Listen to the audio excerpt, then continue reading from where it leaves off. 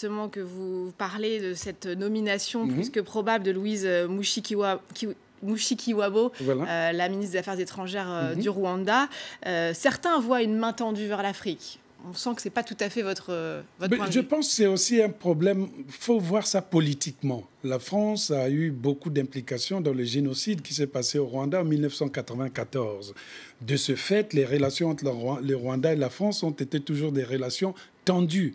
Le président Kagame et la France ne dînent pas forcément tous les jours.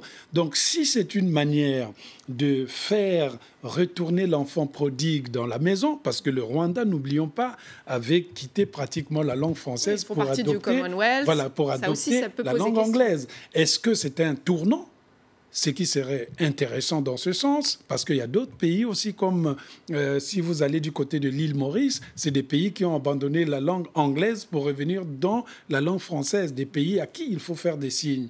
Moi, je pense que la francophonie aujourd'hui serait perçue dans le sens de la conquête des espaces que j'appelle francophiles, des endroits inattendus où la langue française viendrait s'inviter pour avoir des capacités plus ouvertes. Mais au fond, je ne suis pas opposé à cela, mais qu'est-ce qui se passera par la suite? Est-ce qu'on va parler des questions de la démocratie, des peuples qui souffrent, des présidents qui sont au pouvoir depuis 30, 40 ans et qui viennent siéger auprès des présidents qui, eux, doivent quitter. Emmanuel Macron ne restera pas 40 ans au pouvoir. Soit il est réélu, il fera son deuxième mandat, soit il n'est pas réélu, un autre viendra et qui retrouvera les mêmes présidents qui ont vu le général de Gaulle et qui sont toujours au pouvoir.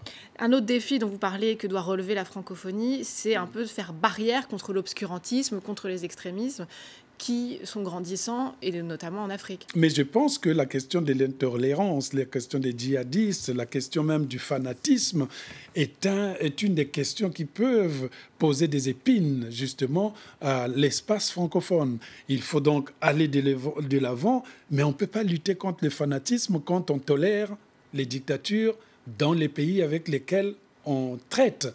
Je veux dire que moi, je voudrais bien, le djihadisme n'atteint pas le Congo-Brazzaville, ou bien le Gabon, ou bien le Centrafrique.